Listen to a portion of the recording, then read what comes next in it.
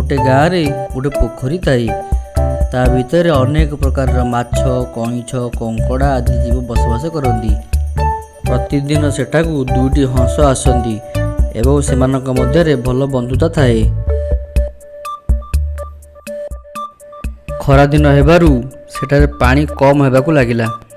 गोटे दिन गाँव में किछि लोक एवं मुखिया कथबार्ता हेउतिले से पोखरी रे बहुत माछ कंकड़ा अछंती, शिकार करिया पड़ो। गोटे लोक कहता हाँ आज्ञा मो पाखे जालटी अच्छी मु आनिक आसबि। मुखिया सेठू कहले हऊ काली ठीक दिन 11टा बेले आमे से पोखरी सब माछ मारिया।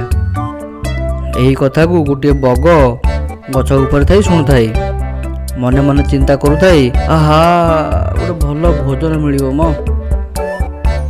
यह कही मने मने गोटे भल उपाय चिंता कला केमिति से माछ गुड़ी को मारी निजर भोजन करिवो।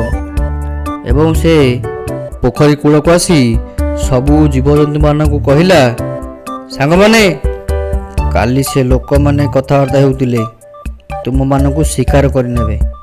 से पाखरे गोटे पोखरी अछि सहीटाकू मु तुम मानक नहीं छाड़ीदेवी।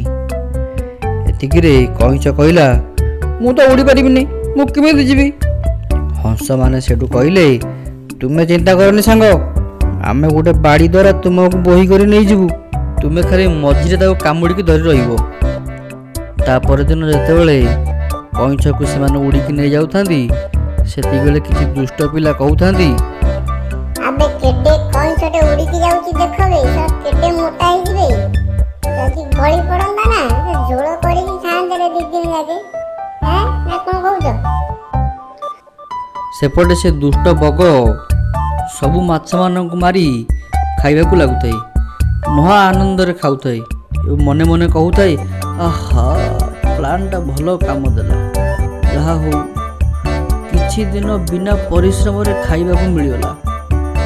माछ मानकर पाली सरला परे कंकड़ा को मध्य से सेही गछ ऊपर को आनी करी आसिला ओ कंकड़ा को कहउथाए सांग तमे टिके अपेक्षा करो छाड़ी देवी मु तुमको। कंकड़ा किंतु सबू जानी सारीला आउ डेरी न करी से तार दांत द्वारा बगर बेक को दुई गड़ करदेला।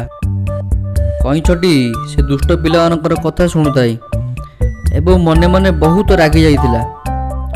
हठात से जेतेबेले पिला मानक गाली देवा पे मुंह खोली तले पड़ीगला एवं प्राण हराइला।